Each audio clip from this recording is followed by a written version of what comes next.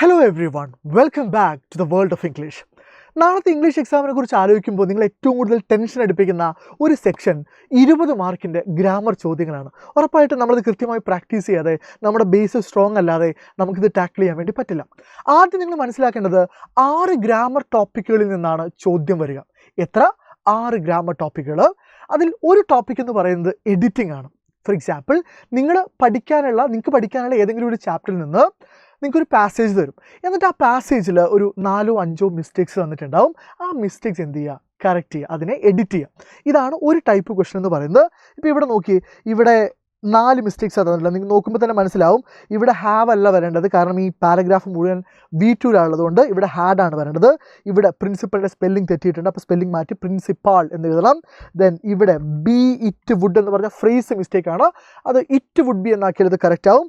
And ഇവിടെ I looked him straight of the eyes അല്ല, I looked him straight into the ice.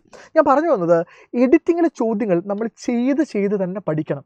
ഒരു 10-15 Logix ഇതിൽ apply ചെയ്യേണ്ടി വരും. അതിൽ കുറേയൊക്കെ നിങ്ങൾക്ക് അറിയുന്നതായിരിക്കും, പക്ഷേ നിങ്ങളുടെ പേഷ്യൻസ്, നിങ്ങളുടെ ഫോക്കസ് വളരെ ഇമ്പോർട്ടൻ്റ് ആണ്. അടുത്തൊരു ചോദ്യം എന്ന് പറയുന്നത് റിപ്പോർട്ടഡ് സ്പീച്ചാണ്. കഴിഞ്ഞ ഒരു വർഷത്തോളമായി റിപ്പോർട്ട് സ്പീച്ചിലെ ക്വസ്റ്റ്യൻസ് കുറച്ച് ബുദ്ധിമുട്ടായിക്കൊണ്ടിരിക്കുകയാണ്.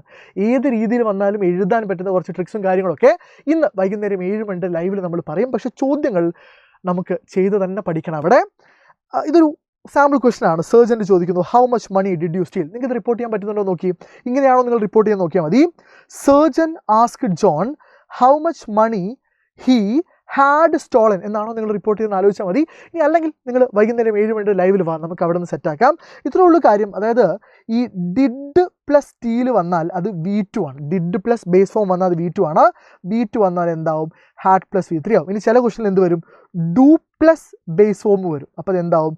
അത് V2 ആണ്. അപ്പോൾ അത് റിപ്പോർട്ട് ചെയ്യുമ്പോൾ എന്താവും? V1 ആണ്, നോട്ട് V2. ഡു പ്ലസ് ഏത് ബേസ് ഫോം വന്നാൽ, for example jump plus do ജമ്പാണ്, റീഡ് പ്ലസ് ഡു റീഡാണ്. സോ അത് V1 ആണ്.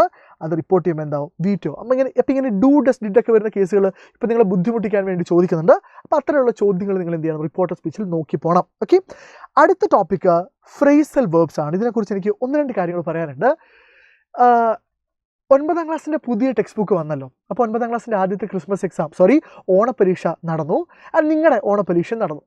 കഴിഞ്ഞ ഒരു 5 വർഷത്തെ ക്വസ്റ്റ്യൻ പേപ്പറിൽ നിന്ന് ഞാൻ കണ്ടൊരു വ്യത്യാസം, ഈ പറയുന്ന ഫ്രേസൽ വേർബ്സ് സ്ഥിരം പാറ്റേൺ അല്ല ഇപ്പോൾ ചോദിക്കുന്നത്. അതായത് നമ്മൾ സ്ഥിരമായിട്ട് പഠിച്ചു വെക്കുന്ന ഒരു 20ഓളം ഫ്രേസൽ വേർബ്സ് ഉണ്ട്, അതല്ല ഇപ്പോൾ പരീക്ഷയ്ക്ക് ചോദിക്കുന്നത്.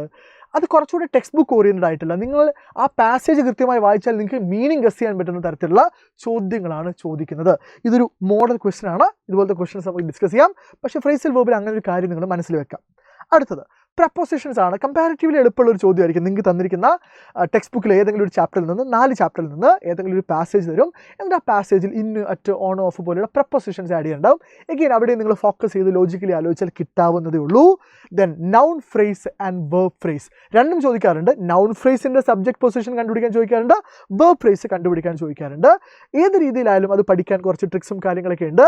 ഈ അവസാനത്തെ ക്വസ്റ്റ്യൻ കണ്ടോ, ഇതുപോലുള്ള ക്വസ്റ്റ്യൻസ് ആണ് നിങ്ങളെ കുറച്ചൊന്ന് ബുദ്ധിമുട്ടിപ്പിക്കുന്നത്. അപ്പോൾ ആ ക്വസ്റ്റ്യൻസിനുള്ള ട്രിക്ക് നമ്മൾ പഠിക്കും.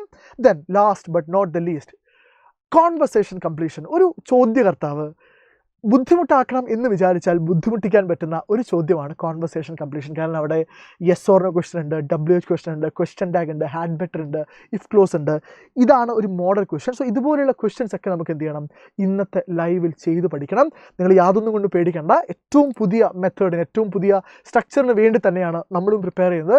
കാരണം കഴിഞ്ഞ വർഷങ്ങളിലെ പ്രീവിയസ് ഇയർ ക്വസ്റ്റ്യൻസ് മാത്രം പോരാ നമുക്ക് ഗ്രാമറിനെ ടാക്കിൾ ചെയ്യാൻ. അതിന് കുറച്ചുകൂടെ അഡ്വാൻസ്ഡ് ആയിട്ടുള്ള ട്രിക്സും മെത്തേഡ്സ് ഒക്കെ ആവശ്യമാണ്. സോ അതൊക്കെ അടിപൊളിയായിട്ട് ഡിസ്കസ് ചെയ്യാൻ വേണ്ടി ഇന്ന് വൈകുന്നേരം 7 മണിക്ക് നമ്മളൊരു മെഗാ മാരത്തൺ ചേരുന്നുണ്ട്. അവിടെ നമ്മൾ 100% ഷുവർ ക്വസ്റ്റ്യൻസ് എന്ത് ചെയ്യുന്നുണ്ട്? ഡിസ്കസ് ചെയ്യുന്നുണ്ട്.